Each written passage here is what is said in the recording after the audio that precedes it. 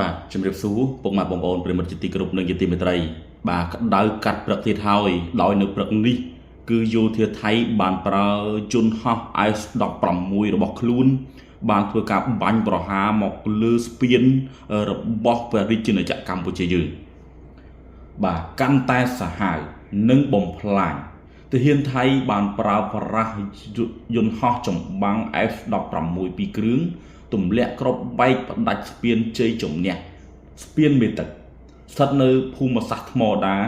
នៅវេលាព្រឹកទៀបភ្លឺថ្ងៃទី13ខែធ្នូឆ្នាំ2025បងប្អូនអើយបាទស្ពានដែលបងប្អូនបារម្ភថាខ្លាចថៃវាបាញ់មកចំឥឡូវនេះគឺចំមែនដោយវាបាញ់នៅរៀបភ្លឺឈានចូលថ្ងៃទី13ខែធ្នូឆ្នាំ2025អញ្ចឹងនៅក្នុងយុគមិញបាទបងប្អូនគឺសម្ដេចមហាបវរធិបតីហ៊ុនម៉ាណែតប្រធានាធិបតីអាមេរិកលោកដូណាល់ត្រាំហើយនឹងនាយករដ្ឋមន្ត្រីម៉ាឡេស៊ីអាន់វ៉ាអ៊ីប្រាហ៊ីមគឺបានចរចាជជែកតាមទូរស័ព្ទអញ្ចឹងខ្ញុំបាទសូមជម្រាបជូននៅសង្ខេបដែលមានអត្ថន័យខ្លឹមដែលដកស្រង់ពីប្រសាសន៍របស់សម្ដេចមហាបវរធិបតីបាទនៅក្នុងប្រសាសន៍របស់សម្ដេចមហាបវរធិបតីបាទក្នុងកិច្ចពិភាក្សាតាមទូរស័ព្ទជាមួយលោកដូណាល់ត្រាំនិងលោកអាន់វ៉ាអ៊ីប្រាហ៊ីមបានផ្ដល់យោបល់ថាកងទ័ពឬស្ថាប័នជំនាញរបស់សហរដ្ឋអាមេរិកបាទនេះប្រសាសន៍របស់សម្ដេចធិបតីណានិងប្រទេសម៉ាឡេស៊ីអាចប្រើសមត្ថភាពប្រមូលព័ត៌មានរបស់ពួកគេបាទដូចជា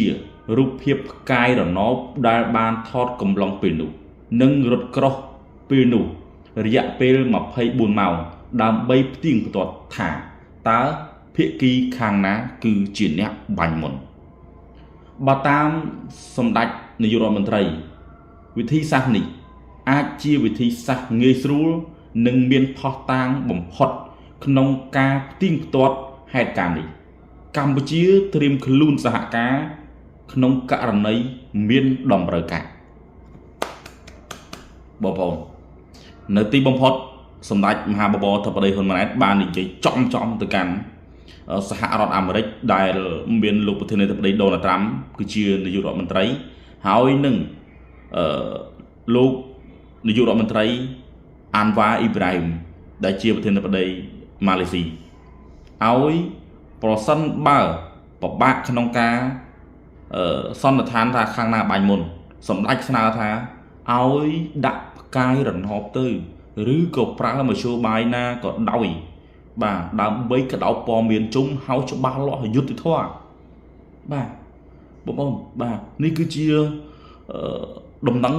បានន័យថាល្អប្រសិនបើជាសហរដ្ឋអាមេរិកហើយនិងម៉ាឡេស៊ីគាត់ឯកភាពតាមប្រសាសន៍របស់សម្ដេចមហាបវរធិបតីបាទល្អមែនទេដោយសារអីផ្កាយរណបយើងអាចមើលដឹងពីលើទាំងអស់សកម្មភាពធ្វើអីក៏យើងដឹងដែរបាទយើងមើលផ្កាយរណបទៅដើម្បីទុកជាផុសតាងតើខាងណាគឺជាអ្នកបំពេញបាច់ឈប់បត់ឈប់បាញ់មុនបាទខាងណាគឺជាអ្នកបំពេញបាទអញ្ចឹងបងប្អូនពាក់ព័ន្ធទៅនឹងព័ត៌មានមានតែប៉ុណ្្នឹងទេខ្ញុំបាទពិសិដ្ឋបាទក៏សូមអរគុណសម្រាប់បងប្អូនដែលបានទស្សនាតាំងពីដើមរហូតដល់ចប់បាទសូមអរគុណសូមជម្រាបលា